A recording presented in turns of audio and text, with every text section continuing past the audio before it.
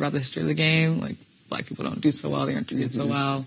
From what I know about my lived experience in the world, Black women get the burden of almost everything, or are ostracized, bullied, not given the benefit of the doubt in the same way that our white counterparts are. Right. So I hate that as it is, and I will make a deep run in this game at the very least, or win, being who I am and carrying all whatever stereotypes are put on me, because I know how this world works in the outside world, and I want to take that into the game and not be one of the first ones eliminated. Almost didn't make it, but somehow starting still from here. the bottom now. Literally the bottom. You're here now. But so when,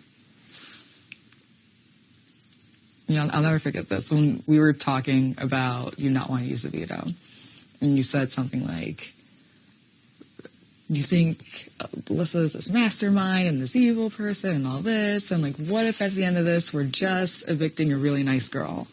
And I was like, that triggered me a little bit. I hate saying triggered, but it did trigger me a little bit, because so many instances in my life I have not been given the opportunity to just be the nice girl.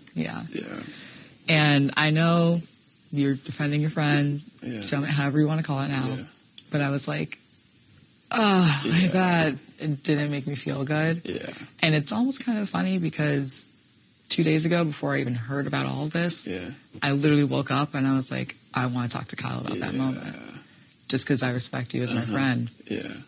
And, in the same way, when you actually didn't use the veto, it was like, okay, who gets to make mistakes, not protecting themselves, taking a prize, giving a punishment? Who gets to make that mistake and be saved, and who gets to make that mistake and would not be protected? Right. And people like Alyssa are always going to be saved, and people like me are not. So, I talked to Alyssa about that a couple days ago. I wanted to talk to you about that just so, again, that's my purpose in the game. And I didn't know about any of this circling around it.